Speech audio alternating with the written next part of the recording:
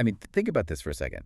If you walked into a gym, right, and you just picked up the heaviest weights you could possibly find and lifted them for like 10 hours straight on a Sunday. Oh, you'd be completely wrecked. Yeah, exactly. You wouldn't wake up Monday morning with bigger muscles. You would wake up totally destroyed. You'd be so sore and burnt out Yeah. that you would probably, never set foot in that gym again. Right. It's a guaranteed way to quit. So why do we think locking ourselves in a room for like 4 hours to sweat over complex grammar charts is the best way to get fluent in English? It's a massive misconception, honestly. We treat language learning like we're preparing for this grueling academic test. We buy these heavy textbooks, we download complicated software, and we just expect it to be this painful mountain we have to climb all at once. Which just leads to total frustration. Hmm. Because you can study that way for months, but the second you actually have to speak to someone, your brain just freezes. Yep. The words just get completely stuck. Right. So welcome to today's deep dive. Today we are looking at a fantastic, really comprehensive guide we received called 5 Habits to Improve Your English. And the mission today is to completely tear down that heavy textbook approach. Absolutely. We're looking at a learning landscape that requires a totally different kind of discipline, right? Yeah, because the core theme running through this entire document comes down to a single word, and that is consistency. Consistency. Right. The secret to actual fluency isn't the marathon study session. I mean, it's doing very small, highly focused things every single day. We're talking about the 15-minute daily workouts, the short exercises that build the mental muscle over time without causing that terrible burnout. Exactly. So this guide breaks down these behavioral shifts, the mistakes that constantly trip people up, and a very specific challenge for you to take away today. So let's just get right into the mechanics of this. Before you can speak English fluently, you have to fundamentally change the way you consume it. Yes, the first major hurdle is really optimizing your input. Like, how are you actually taking the language in? And the very first habit the guide outlines targets this directly. It's active listening. Okay. And the goal is just 15 minutes a day. But the source material draws a very hard line here between active listening and passive listening. Which I think is a super important distinction because my version of listening usually involves like putting on a podcast while I'm vacuuming the living room or cooking dinner. It's just background noise. Right. And, passive listening definitely has its place for general immersion, but it won't actually move the needle on your speaking skills. Active listening means you're choosing a short piece of audio, like a podcast segment or a video, and focusing 100% of your attention on the words. Wow. Okay. 100%. Yeah, you aren't just trying to understand the gist of the story. You are actively analyzing the mechanics of what you're hearing. So what are we actually listening for in those 15 minutes? I mean, if I already know the vocabulary, what is that intense focus revealing to me? You're listening for the connective tissue of the language. Because when you just have audio playing in the background, your brain only catches the big, important words. It just filters out the rest. Oh, that makes sense. Right. But when you lock in for 15 minutes, you start to actually hear the true rhythm. Native speakers don't speak like robots, pronouncing one isolated word at a time. They blend sounds together.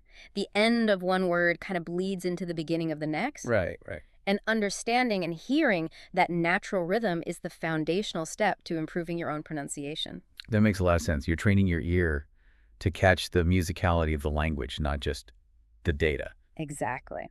And there is a really brilliant pro tip in the guide for this 15-minute session.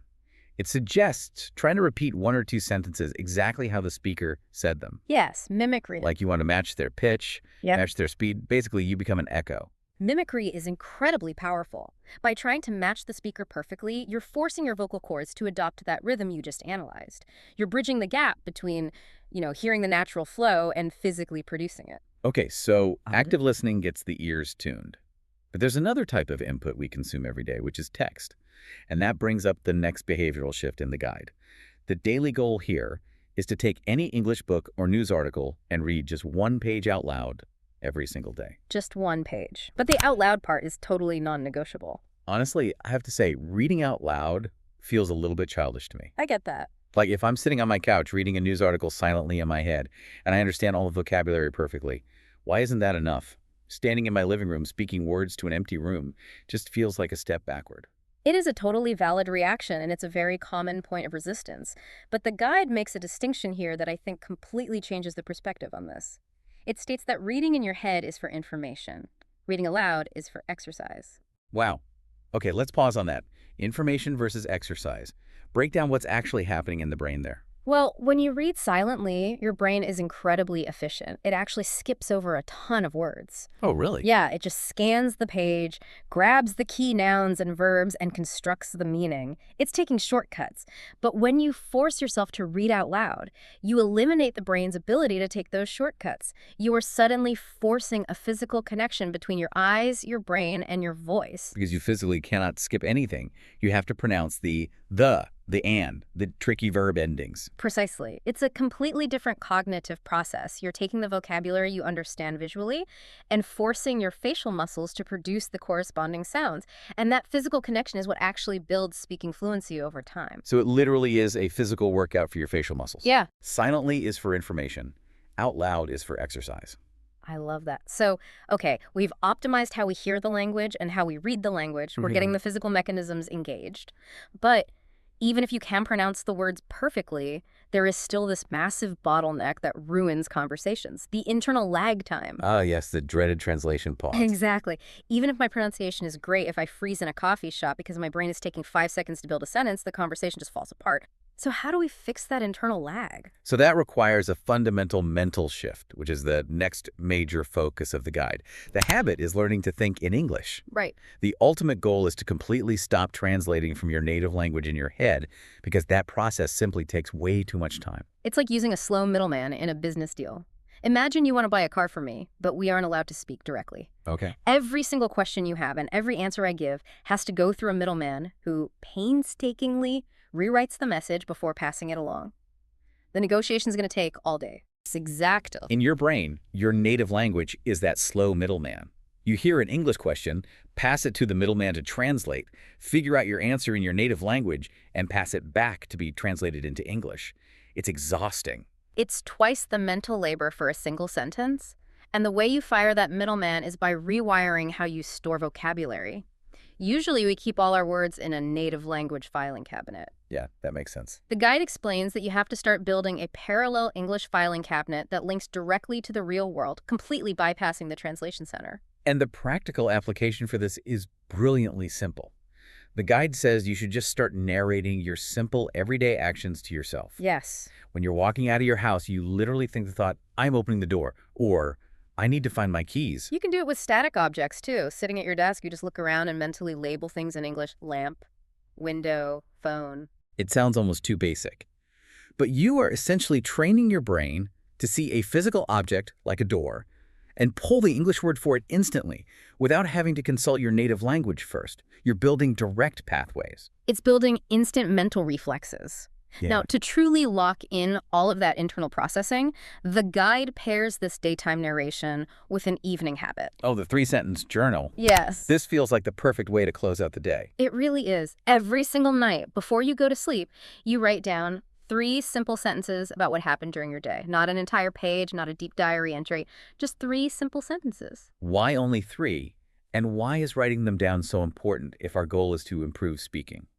Because writing forces the brain to slow down. When you're speaking, the words disappear into the air the second they leave your mouth. If you make a mistake, it's gone. Right. But when you write those 3 sentences down, the words stay on the page. It gives you a moment to look at your own output and naturally catch your grammar mistakes. And because you're writing about your day, you're inherently forced to practice the past tense. Which is notoriously tricky for language learners. It provides a safe, low-pressure environment to figure out those verb conjugations. Plus, recalling what you did that day keeps your everyday, practical vocabulary fresh in your mind. Okay, so we're bypassing the mental middleman. We're actively listening for rhythm. We're doing our reading out loud exercises. We're narrating our lives to build direct vocabulary links. And we're locking it in with a nightly journal. That's a solid foundation. But let's be completely honest with ourselves. Even with all of that preparation, physically opening your mouth and speaking English to another human being is terrifying. Oh, it's the absolute scariest part for almost every learner. That fear of judgment is a massive wall. So how do we build the sheer confidence to actually open our mouths? The guide addresses this head-on with a habit that focuses on finding your voice. And this brings us to the 2-minute mirror technique. This is arguably the most powerful tool in the entire document. Okay, so the instructions are simple. Stand in front of a mirror and talk about your day or your plans for just 2 minutes.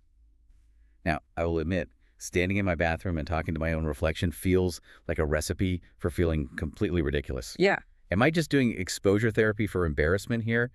Like, if I can survive looking at myself do this without cringing, I can survive talking to a barista. Well, the source text explicitly validates that feeling. It openly acknowledges that this will feel very silly at first, but the mechanism behind why it works goes far beyond just getting over the awkwardness. Tell me more about that mechanism, because I need a good reason to talk to myself in the bathroom mirror. Okay, think about the physical act of speaking a new language. You're asking your lips, your tongue, and your jaw to contort into shapes and movements they've never made before. It is physically unfamiliar. Okay. When you use the mirror technique, you get immediate visual feedback. You literally watch how your mouth has to move to produce these new English sounds. You're connecting the physical sensation of speaking with the visual reality of it. Okay, so it's form checking, just like looking in the mirror while lifting weights. Exactly. But there's a second, deeply psychological benefit here, too. For a lot of people, the sound of their own voice speaking a foreign language feels alien. It sounds wrong to their own ears. Oh, that is so true. It feels like you're pretending to be someone else. Right. So the mirror technique normalizes your own English voice. You get comfortable in this new sonic skin. Because if you're not comfortable hearing yourself speak English alone in your bathroom, you are certainly not going to be comfortable hearing yourself speak it in a crowded room. 2 minutes a day drastically reduces that internal friction. And if you're wondering what on earth you're supposed to say to the mirror for 2 solid minutes, the guide provides some great starter scripts. You don't need to recite Shakespeare. No, definitely not. Just ask yourself simple questions. What was the best part of my day? Or what am I wearing today? Just describe your shirt, your shoes, the weather outside. The content doesn't really matter. The goal is just to get the mouth moving and the vocal cords vibrating in English. Now, building that kind of unshakable confidence isn't just about the positive actions you take. It's equally about the destructive mental habits you need to stop doing. The source document includes a very specific warning section on the common mistakes that will absolutely kill your progress. And it is so important that the guide includes this, because realizing that every learner struggles with these exact same traps is very freeing. Oh, for sure. The biggest progress killer they highlight is worrying too much about perfect grammar. The perfectionism trap. We've been conditioned by tests in schools to believe that a sentence with incorrect grammar is a failure. But the guide reminds us that communication is always the ultimate goal. If you use the entirely wrong verb tense, but the person you're talking to understands that you need directions to the train station, the communication was 100% successful. Right, and the grammar will naturally clean itself up over time, especially for keeping up with that nightly 3-sentence journal. But if you refuse to speak until you can construct a grammatically flawless sentence, you're going to remain silent forever. Exactly. The other major confidence killer the document warns against is the comparison trap. Oh, social media is terrible for this. You see some influencer claiming they learned fluent English in 6 weeks, and suddenly you feel like a failure. The guide is incredibly clear on this point. Language learning is a deeply personal biological process. Everyone's brain absorbs information at a different speed. Your only benchmark, the only competition that matters, is who you were yesterday. Which brings us to the final hurdle. We have the mental models, we have the daily toolkit. But a toolkit is completely useless if you use it for 3 days and then shove it in the back of a closet.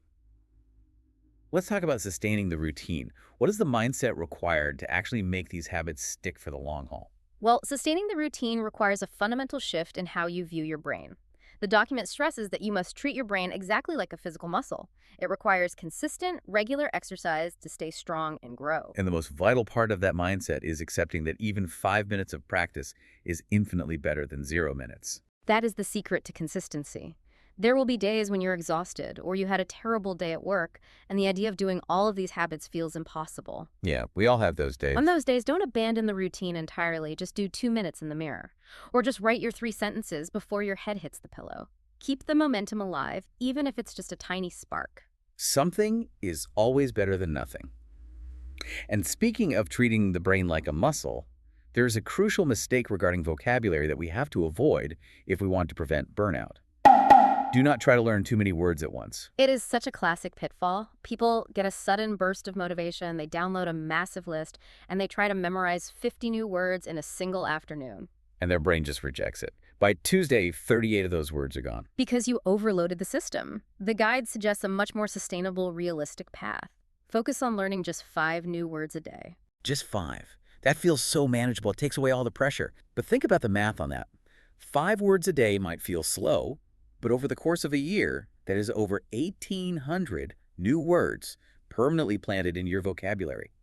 It's the power of compounding interest applied to language. It's steady, unbreakable progress. Okay, so we've covered the entire landscape. We talked about the shift from passive to active listening. We talked about reading aloud as a physical workout. We fired the mental middleman by thinking in English and journaling. We conquered the fear of our own voice with the mirror technique. And we established the mindset of treating the brain like a muscle, focusing on small, sustainable inputs. Which brings us to the most important part of this entire deep dive. The moment where we turn all this theory into actual practice. Yes. Knowledge doesn't change anything unless you apply it. Yeah. So addressing you, the listener, directly right now, we have a challenge for you. We want you to pick just one of these 5 habits. You do not need to do all 5 starting today. Yeah. That leads to burnout. Just pick one. Choose the 15 minutes of active listening or the 2 minutes in the mirror. Pick your favorite one right now and commit to doing it for 7 days in a row. Thank you so much for joining us on this deep dive into improving your English. The path to fluency isn't found in a 10-hour cram session. It's found in 15 minutes today, 2 minutes tomorrow, and 3 simple sentences tonight. Pick your habit. Accept the 7-day challenge. Go train your English muscle, and we will catch you on the next deep dive.